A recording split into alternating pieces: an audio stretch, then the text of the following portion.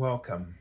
This is Barry Jones from Angelic Wisdom, and we're here for our weekly angel reading for the week of February 19th through the 25th, 2024. So, as we start out this reading, I want to first of all welcome everyone who is returning to this weekly series and to also thank you. And also, if you're new to our Angelic Wisdom community, I'd like to invite you to just give us a bit of a shout out and let us know who you are in the comment section. And if you've joined in recent weeks or months, you also feel free to do that just so that we know who you are. And so if you haven't done so already, make sure that you select the all notification bell, subscribe, like, dislike, and leave your comments.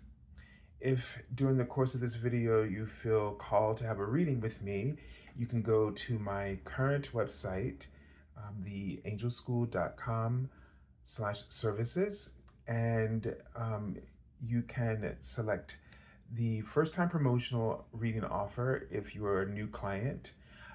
So just be aware that that's available. Also, if there are other sort of rates there for in terms of hourly or half hour, and you can also select the email reading, which is probably the most affordable reading if you have sort of a one question or situation, one situation that you want to focus on. That reading is usually, because of the recording and being able to send it to you, is usually just about no longer than 15 minutes tops, somewhere around about there, in order to be able to send it to you through email. And I'm just having some other thoughts. I may have to look into with the Skype. But so the recordings through Skype allow you to, the sessions that we have through Skype, the live ones, just the audio allows you to have a recording of the reading as well. Now, if you haven't had a chance already this month to check out the general monthly angel reading for February, or any of the zodiac readings for the 12 readings that I publish every month, then make sure that you do check them out through any of the links below. So the general monthly angel reading will be the first link you see, my website, and also if you'd like to support my channel with a donation, you can find my PayPal me link for Angelic Wisdom in the description area below as well. So, all right, let's go ahead and just take a deep breath.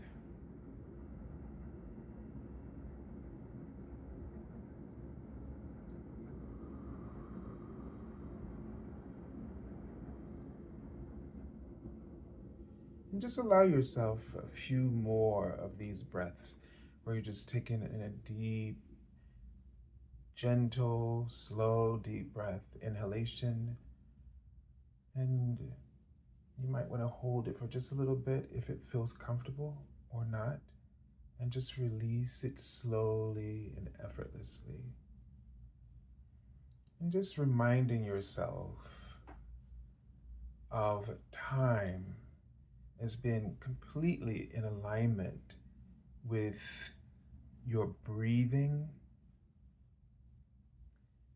And in a way, they're right in the word manifestations.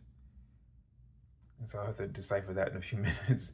But, you know, this has come up in a lot of the writings lately about time as being an adjustment, or is a response to your own consciousness, your attitude, your attention. and even your breathing, which is not something that they had introduced before. And the reason being is that this has come up because we get so freaked out. And I guess this is what they're talking about, manifestations, about time. And in terms of manifesting something, and I know we have lunar cycles and that, but even then, the lunar cycles help us to be sort of get in tune with our intuition and be aware of the the stages within a cycle where we're able to um, bring something new and then follow it through a process and our own progress and the time for releasing things and healing. But the thing is, that's most important for us to understand is that time is a manifestation of your own consciousness, of your soul itself. And it may seem like we're all, sort of pinned to the same clock, but that clock is an invention. And yes, it helps us all to be able to identify time because, quite frankly, if we didn't have one, we might all find ourselves on our own time, right? And I do think that's really a thing that we have our own time. We have our own time to blossom. Our soul has sort of appointed a time that would be right for you to um, have a sense for your manifestations to sort of unfold. But the thing about it is, you're not just unfolding at that moment, you're manifesting throughout the entire journey.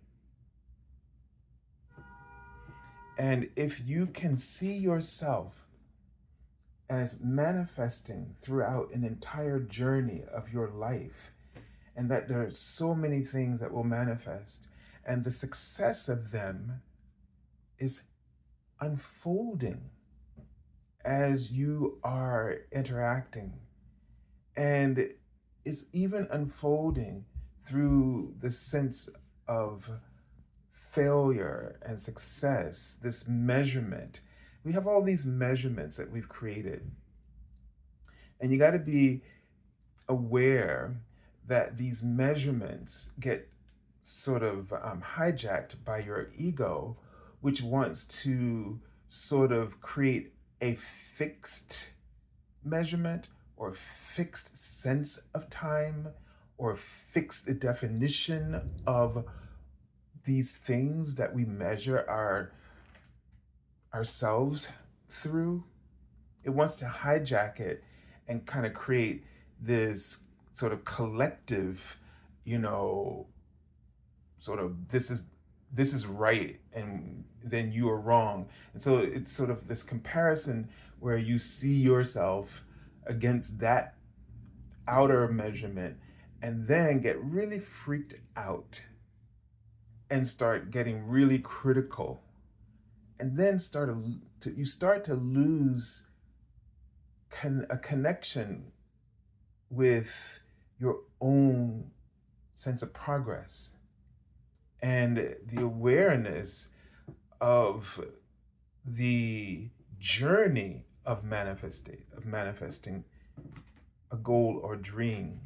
And then we also, with expectations, forget to be open to the outcome that's in our best and highest good, and that's also in the best and highest good of everyone else. So in all that rushing and chasing time and rushing to finish lines and goal and deadlines, we lose a sense of the greater good and the outcome that would best honor that. And so it's really important if you can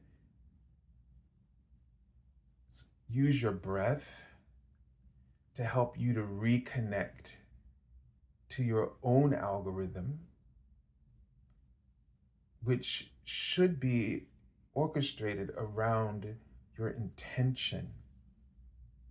But even greater still, it has to be the orientation, has to be oriented around your authenticity.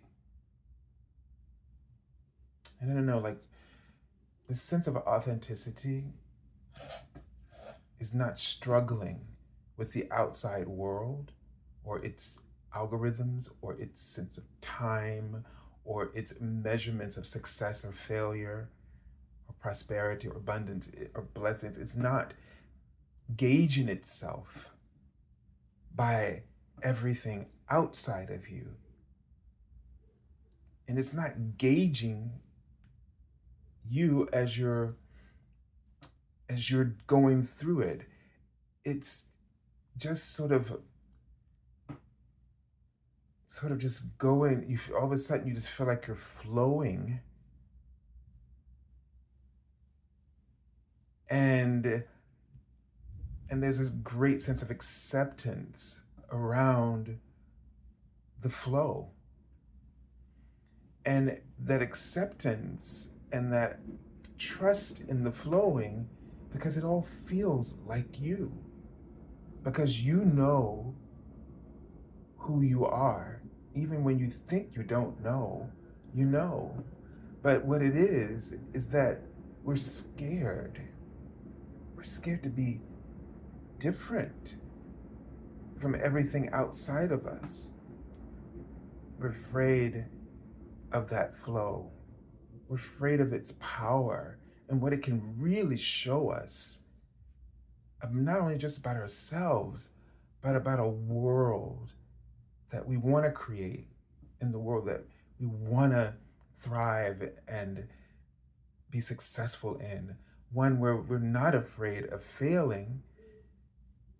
And when what we might normally call failure, we just see it as an opportunity to grow. Failure are just moments where you were able to go deeper into clarifying your truth. And so it creates sort of the right in front of me, an opportunity for expansion. And expansion is what creates opportunities. The being in an expansion just avails more opportunities, more roads open up, more the right pleasure, um, more connection, experience of pleasure is available to you. Every opportunity is just another strand of pleasure.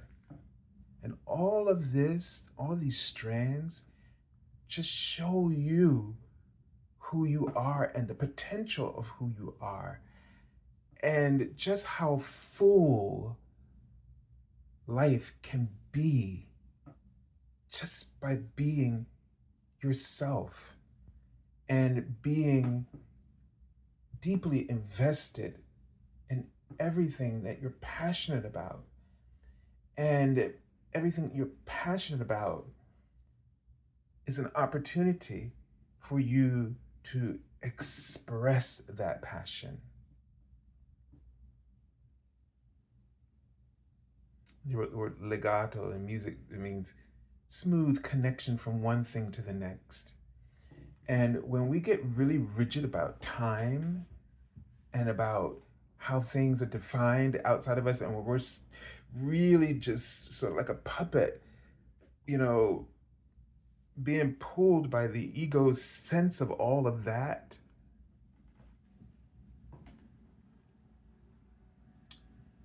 I forgot the word that they showed me. When I said it out loud, I don't know what it was anymore. But when we lose a sense of that, we that flow, that ease, the pleasure, the the legato. So the thing about legato is you connect. It's a nuance in which you connect one pitch to the next, so that the pitch is not told. The pitch is not heard out of context, as if it doesn't belong to something which has a deeper meaning. And that's what melodies are. But if a performer does not connect, so maybe it's not just slurring one note into the next, but it's the thought, the meaning, the purpose. If the performer does not develop this ability to nuance one pitch into the next, creating a melody which is really a story or a conveying of meaning, then you lose sight of your true goal. And so this constant connection to time that's so in a disjointed way keeps us all in this sort of keeps us all from remembering who we are in order to really portray that with total clarity and truth. So, how can you really manifest anything if you're constantly being distracted by these outer references that are there?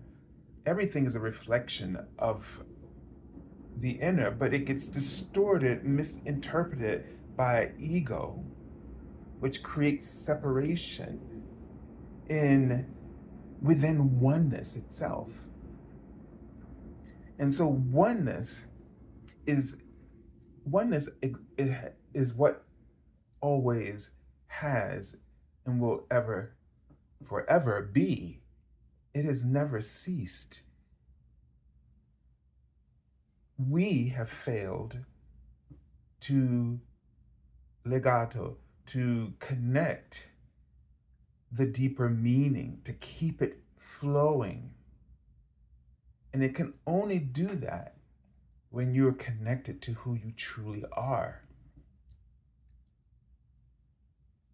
And so when you take a moment to breathe and relax, and you should try to relax at a cellular level as if you were relaxing the cells themselves.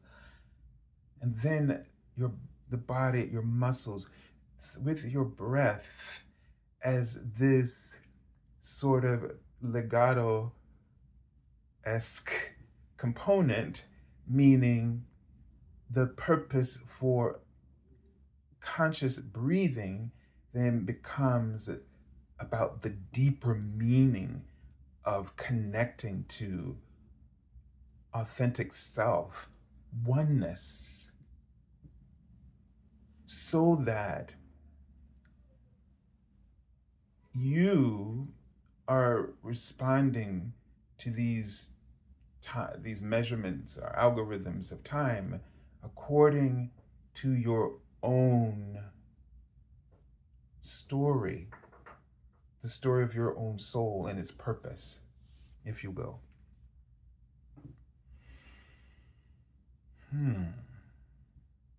That was not something I was expecting.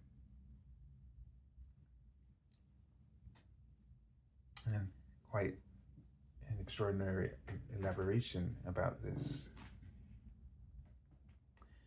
So, the other thing that was brought up was this reaction to that outer distortion, interpretation, time, and building within the cells and the muscles, and the bones, every part of your body, the synapses of your brain, building in these interpretations, reacting off of this incredible resistance. And you should be shocked because you're not in your flow. You're not in the awareness of your authenticity and its deeper meaning or purpose. So that is why when things occur that sort of shock us about this whole thing around time, or things occur, it's because we spend more of our time outside of it. And instead of practicing reconnecting, realigning, and the breath and this relaxation of the cells and all these components that I've been talking about, is a way to break the cycle of being inauthentic and being shocked by the results of what inauthenticity brings about, and being less afraid of when somehow through that the chaotic dissonance of living outside of the authentic self, being surprised when the signals, the authentic signals, in actuality do respond to you. So we're resisting. In the realm of ego, resistance is everything. You're resisting what you want, what you truly want, and who you truly are, while resisting what isn't even real. And it's just sort of like you're constantly spinning, chasing the tail, chasing your own tail, chasing time, chasing dreams, chasing. That concept, if you feel like you're chasing, you feel like you're moving too slow, or you're moving too fast. See, moving too slow is like, I'm not getting what I want. Moving too fast, I'm scared of what I'm getting. That's simplistic, but it can be more complex than that and not so cookie cutter. But let's just go with that for now. What the real point is that any sense of chasing means that you are believing in the biggest illusion of all, that time is about you keeping up or never being always dragging behind. Of course, both of these are the same in a sense. Time doesn't exist technically, but time, the way you should feel time existing, and this happens when you have a sense of, I get to do this today. That when you wake up and you have this sense of the things that you're doing are things that you get to do, you see that this is a blessing. I'm getting to do the things that are true to me, that feel like who I really am. They show me, they reveal to me, and in the doing of this, I feel so connected. I feel so true. I feel passion. I feel love. I feel appreciation and gratitude. I feel so many things that just makes me want to be more of who I am already, and makes me fearless and wanting to discover What more of my potential is there for me to resuscitate?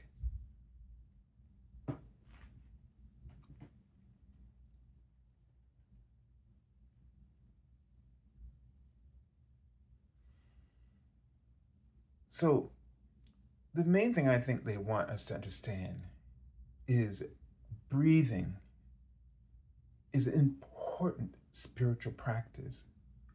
Breath, spirit, breath, spirit, breath, spirit reconnects you with spirit, which in oneness is also you, in every facet of you that has ever, and every version of you that has ever existed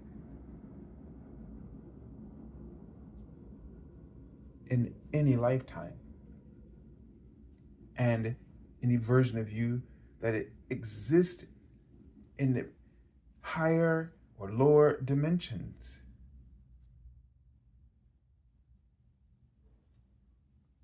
But authentically you, embraced you, accepted you, because you're gonna have to, if you really want time to support you, to be authentically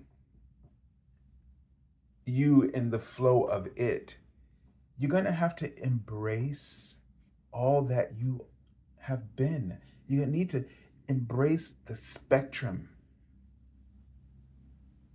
of what's possible, from the negative to the most brilliant. All things are possible. And when we embrace each one of them as a sort of a tool or a gift, then we draw out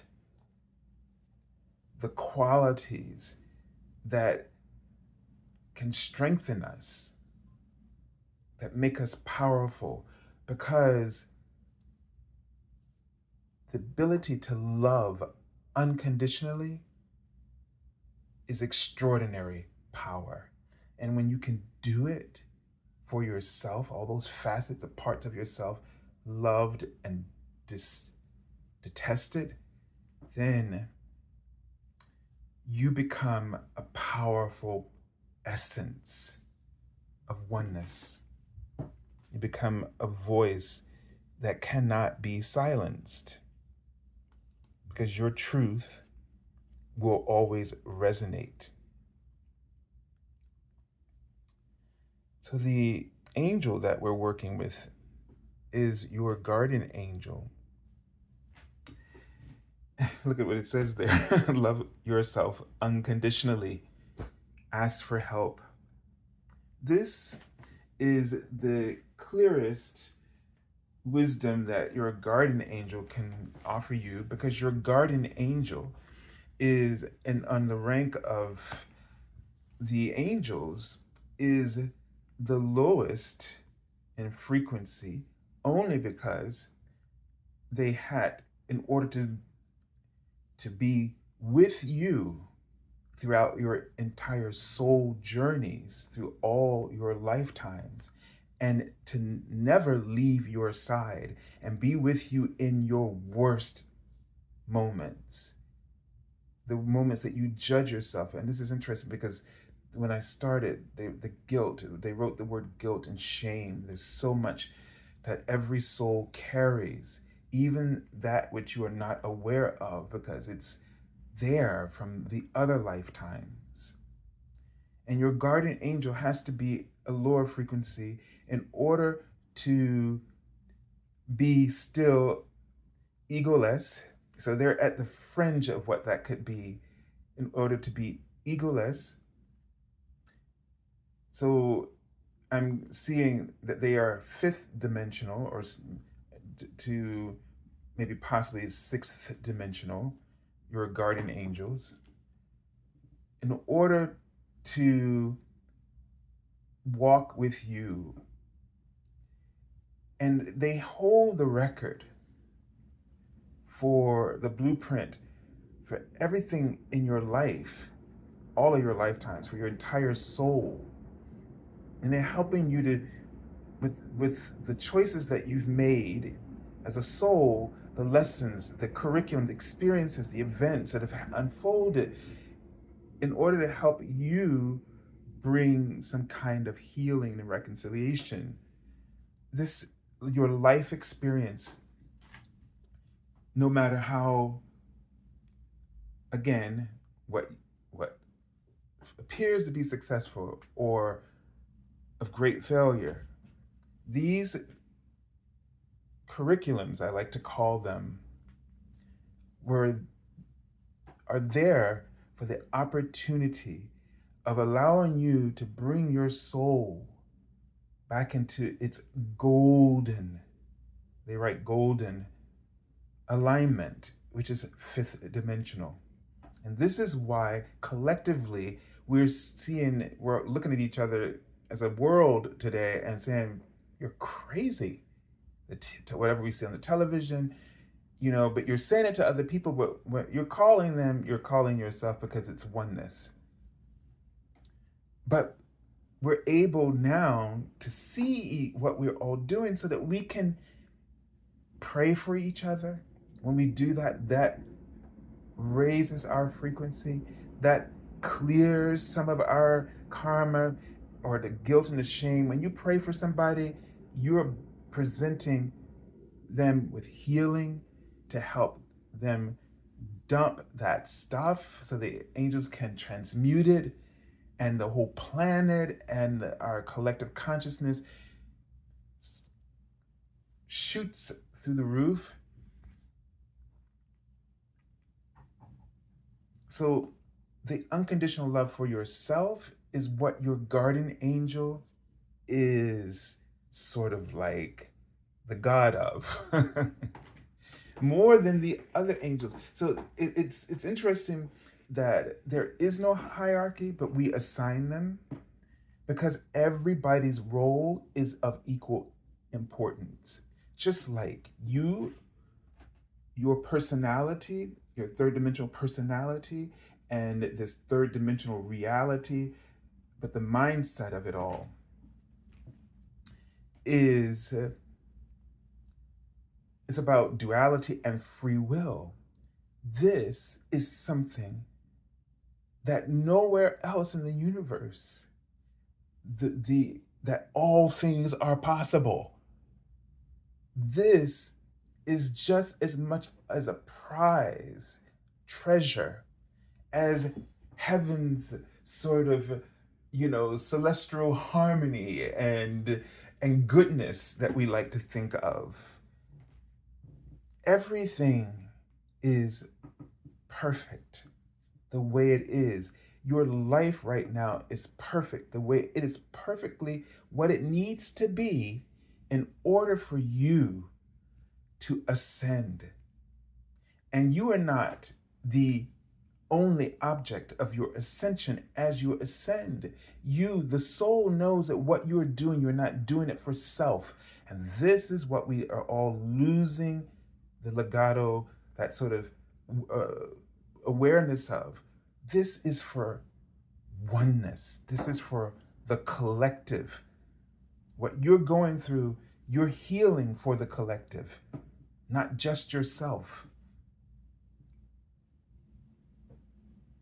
There might be some souls that are deeply in a very sort of a lot of trauma, drama, karma.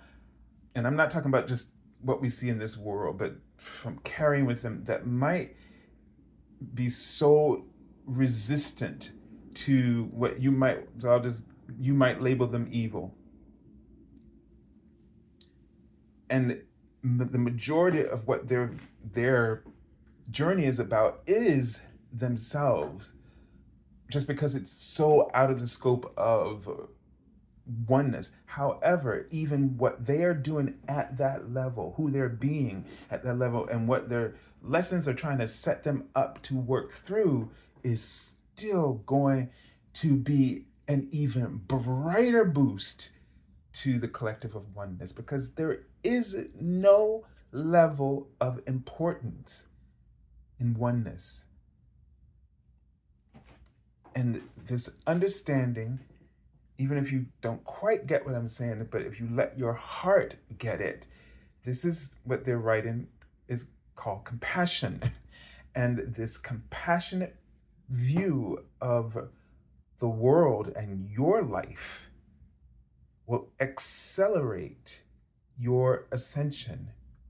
And as those lessons are done, you are ready to move on to higher experiences.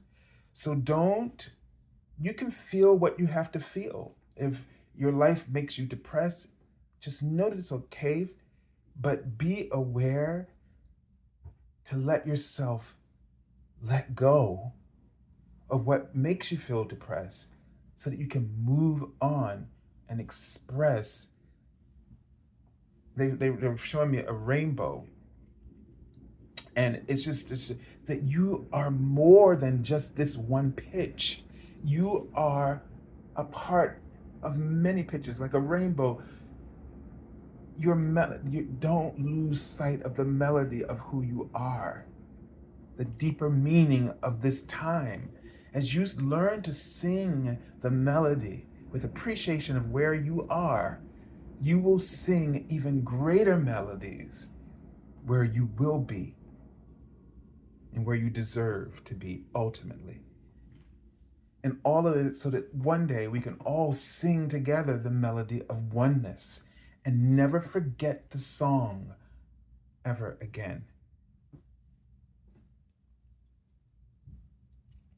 Remember, the future, I don't believe that the golden future, peace on earth is our mission collectively, but peace does not mean that the world will not, in this physicality, it will always be imperfect, but we will just have a whole better attitude towards it. We'll be appreciative, and that will create a sense of sort of cooperation, or the world will look more harmonious. The way we live in the world and how we interact with one another will be harmonious. But it doesn't mean that everything will be perfect, because perfection, well, imperfection is perfection. It gives us the continuous ability to exercise our free will, but we just will do it from a place of creating harmony.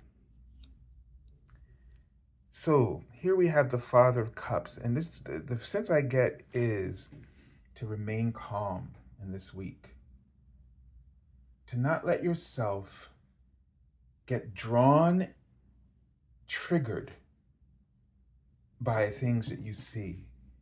But, and they showed me someone carrying someone on the, the person is not stressed by carrying them, because they recognize that what they know that they're carrying them in another sense, that what they're going through and what they're doing, their work, will provide spiritual food, sustenance for the soul. They recognize that what they're going through is a healing in its own right for the collective. So don't let yourself get drawn into the drama. Don't let by being true to yourself, that is to say, knowing who you are deep within, knowing the call of your soul, you will help to the deep satisfaction of yourself and the other person simultaneously. If there's an imbalance, that means that you stepped into your ego and you did something with good intentions, but it still was self-serving. We have to be aware. I hate quoting these old things, but they're true. Even the devil can quote scriptures. if you get the meaning of that. So sometimes we think we're being spiritual and we're not.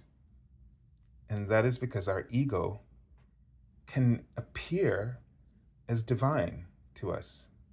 It can, that's why we do stuff that doesn't make sense. It's not rational.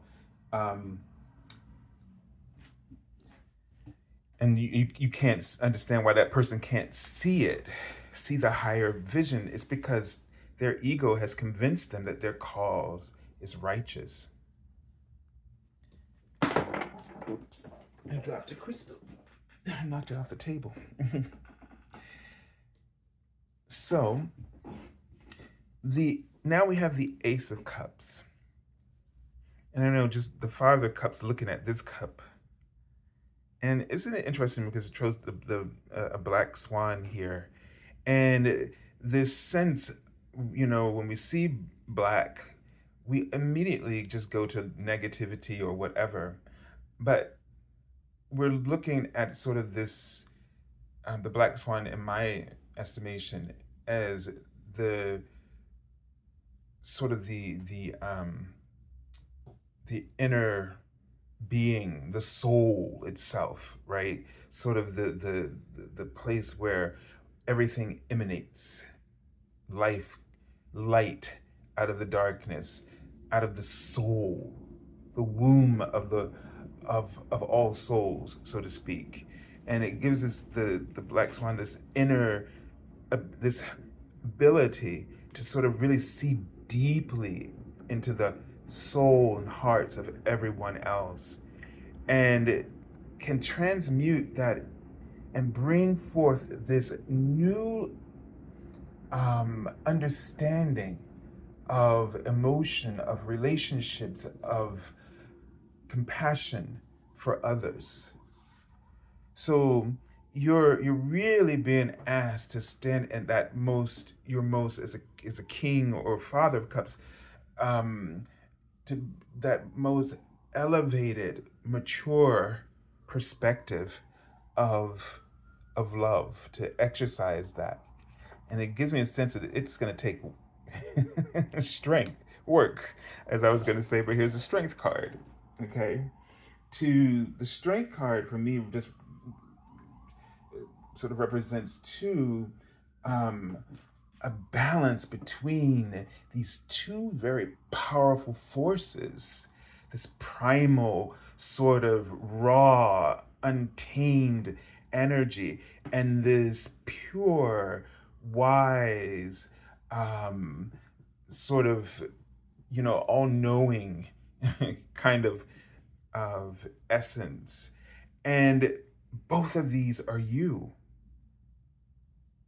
And bringing in that transcendent awareness perspective to know how to bring them together in cooperation. It's sort of like, having like chemistry almost, and having this really volatile component and this very docile one, but knowing how to mix them to create something, or to bring sort of a harmonious, um, new element that can be worked with, that's non-threatening, that's also, you know not limiting in any way. So you might find yourself really in this clear role of mentorship, is one way to look at this, or where you see two very different sort of models, or but in front of you, and you figure out from this, through this compassionate voice, how to bring them together, to work together, to bring out the best attributes, and to get them to function for a deeper purpose. So knowing your melody in that way, knowing your purpose and your essence. So it's going to be really important for you to take that deep breath. Now, the card I pulled from the bottom of the deck, is the Hermit. So this is really, indicating that you're going to need to take, before reacting, go within. Take all the time you need. I don't care if you're standing in front of people and you're giving a speech. If you feel you need a moment, or if you're in a classroom and stuff is going like crazy, take that, breathe. And when you go in like that, you'll be surprised. Everyone else around you will notice, because the call of the forgotten song, the forgotten melody, is that powerful. It's such a great example.